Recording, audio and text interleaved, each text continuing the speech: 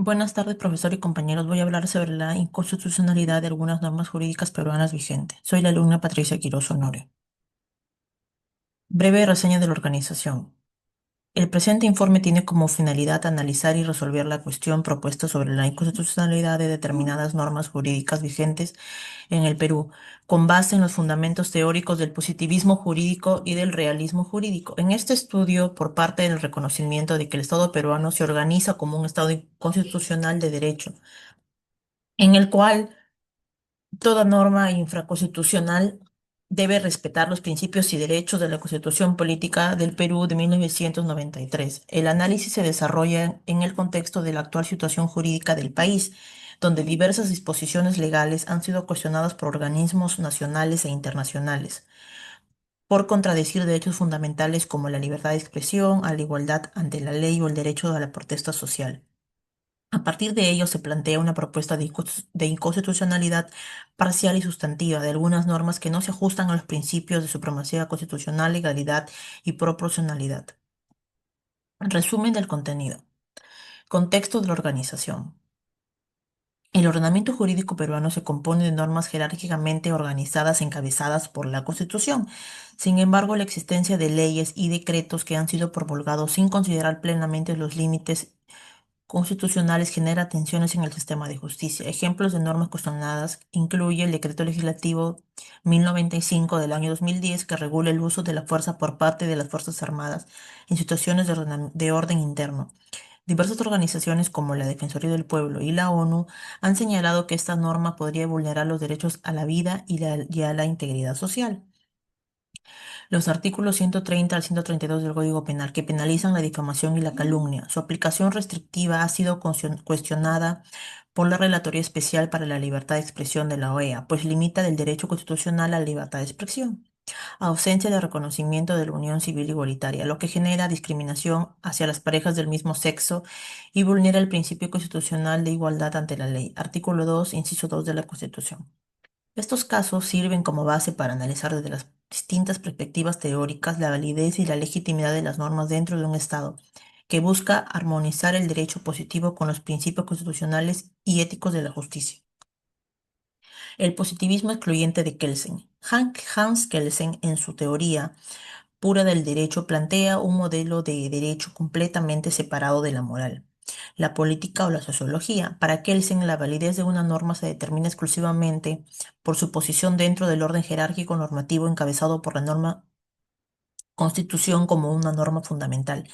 Desde este punto de vista, una norma es inconstitucional cuando contradice formal o jerárquicamente a una norma superior. El análisis gelsiano se centra, por tanto, en la estructura formal del derecho.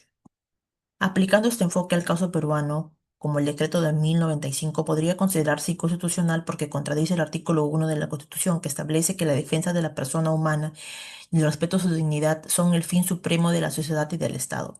Asimismo, de los artículos 130 al 132 del Código Penal, al penalizar la opinión crítica, violan el artículo 2 del inciso 4 de la Constitución, que garantiza la libertad de expresión. Desde la óptica del positivismo excluyente de Hans Kelsen, el examen de constitucionalidad en el Perú debe realizarse con base en en la jerarquía normativa. Toda ley o decreto que contradiga una disposición superior como la Constitución debe considerarse inválido y ser reiterado del orden jurídico. El positivismo excluyente o metodológico de Hart.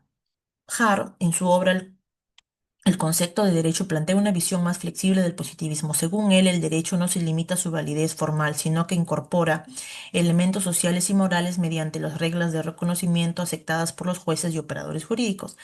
Hart distingue entre las reglas primarias que imponen deberes y reglas secundarias que confieren facultades y establecen los procedimientos para crear, modificar o anular normas. Las reglas de reconocimiento permiten determinar qué normas son válidas dentro de un sistema jurídico y cuáles deben ser rechazadas por contradecir principios éticos fundamentales. Hart reconoce que el derecho no puede entenderse únicamente como un sistema cerrado de normas jurídicamente organizadas. Para él, el derecho está profundamente vinculado a la práctica social, a la aceptación de sus reglas por parte de los jueces, legisladores y ciudadanos y a la integración de valores morales que orientan a la vida en comunidad. En el contexto peruano, el enfoque hartiano sugiere que el derecho debe reflejarse los valores morales compartidos por la sociedad democrática. Por tanto, la criminalización de la difamación, aunque formalmente válida, contradice los valores democráticos de transparencia, rendición de cuentas y fiscalización pública. La falta de reconocimiento de las uniones civiles igualitarias vulnera la dignidad humana y el principio moral de igualdad, ampliamente reconocido por la comunidad jurídica nacional e internacional. Desde la óptica de Hart, estas normas deben ser declaradas inconstitucionales no solo por las razones formales, sino por falta de coherencia con los principios éticos y democráticos que orientan al sistema jurídico. El positivismo crítico de Ferrajoli. Luigi Ferrajoli desarrolla el positivismo garantista, también llamado positivismo crítico, en el cual distingue entre validez formal y validez sustancial. Para Ferrajoli, una norma puede ser formalmente válida porque cumple con los procedimientos legislativos, pero sustancialmente inválida si vulnera derechos fundamentales. El Estado constitucional de derecho exige que toda norma para ser legítima respete los límites impuestos por los derechos humanos y por los principios de justicia. Aplicando este enfoque al caso peruano, se observan normas formalmente válidas, pero sustancialmente inconstitucionales. El decreto 1095, aunque emitido bajo la delegación legislativa del Congreso, vulnera el derecho a la vida y el principio de proporcionalidad al permitir el uso de la fuerza militar en protestas. Las normas que no reconocen derechos de igualdad a las personas del LGTBI son sustancialmente inválidas porque violan el principio de no discriminación, un derecho fundamental reconocido en el artículo 2, inciso 2 de nuestra Constitución, y por tratados internacionales como la Convención Americana sobre Derechos Humanos. Desde Ferrajoli, la propuesta de inconstitucionalidad debe orientarse a garantizar que el contenido del derecho positivo esté subordinado a los derechos fundamentales. Así, una norma no solo debe ser formalmente válida, sino también justa, garantista y protectora de la dignidad humana. El realismo jurídico de Ross y su apartamiento del positivismo. Rawls es uno de los representantes del realismo jurídico escandinavo. Se aparta del positivismo clásico al sostener que el derecho debe analizarse como una práctica social efectiva y no como un conjunto abstracto de normas. Según Rawls, la validez del derecho no depende solo de su creación formal, sino de su eficacia y aplicación real por parte de los jueces y autoridades. Desde este punto de vista, el problema de la inconstitucionalidad no radica únicamente en el texto legal, sino también en la manera en la que las normas se interpretan y se aplican. En el Perú, múltiples normas son formalmente válidas, pero fácticamente inconstitucionales, porque en la práctica genera desigualdad o carecen de eficacia. La Ley 3036-4 sobre prevención de la violencia contra la mujer es constitucional en su forma, pero deficiente implementación y falta de presupuesto vulneran el derecho a la tutela efectiva. La Ley forestal y de la fauna silvestre, aunque constitucional, ha sido aplicada de modo que permite concesiones sobre territorios indígenas sin consulta previa, violando el artículo 19 de la Constitución y el convenio 169 de la OIT. Desde la perspectiva realista, el control de constitucionalidad no debe limitarse al plano formal o doctrinal, sino extenderse a la efectividad y cumplimiento material del derecho. Conclu- Conclusiones.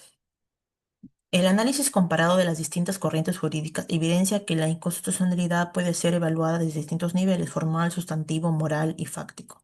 El positivismo excluyente de Kelsen ofrece una base sólida para la jerarquía normativa, pero resulta insuficiente cuando las normas formalmente válidas vulneran derechos humanos. Hart introduce una dimensión ética y social al derecho, mostrando que la validez jurídica también depende del reconocimiento moral y democrático. Ferrajoli supera ambas posturas al proponer un modelo garantista que condiciona toda norma al respeto de los derechos fundamentales. Rawls, desde el realismo, demuestra que una norma puede ser constitucional en teoría, pero inconstitucional en la práctica, si no garantiza eficacia y justicia material. En el caso peruano, como las normas como el decreto de 1095, los artículos sobre difamación, el Código Penal y la falta de reconocimiento de las uniones civiles igualitarias evidencian conflictos a la Constitución. El control de la constitucionalidad debe incluir tanto el aspecto formal como el sustantivo y el fáctico para garantizar un verdadero Estado constitucional de derecho. La propuesta de inconstitucionalidad se basa en la necesidad de revisar reformas a aquellas disposiciones que contradicen la supremacía constitucional o vulneran derechos humanos.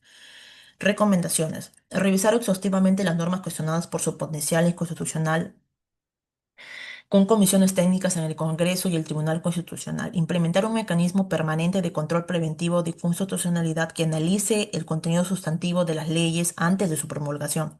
Incorporar el enfoque garantista de Ferrajoli en la formación de jueces y legisladores, priorizando la protección efectiva de los derechos humanos, fomentar una cultura de interpretación constitucional basada en la proporcionalidad y razonabilidad de las normas, promover el control ciudadano y la participación social en la evaluación de normas que afecten derechos fundamentales, impulsar la capacitación de funcionarios públicos en principios constitucionales y derechos humanos, establecer informes anuales al Tribunal Constitucional que midan la eficacia de las normas en la práctica conforme al enfoque realista de Ross, reformar el Código Penal para despenalizar los delitos de difamación y sustituirlos por sanciones civiles con armonía en los estándares interamericanos.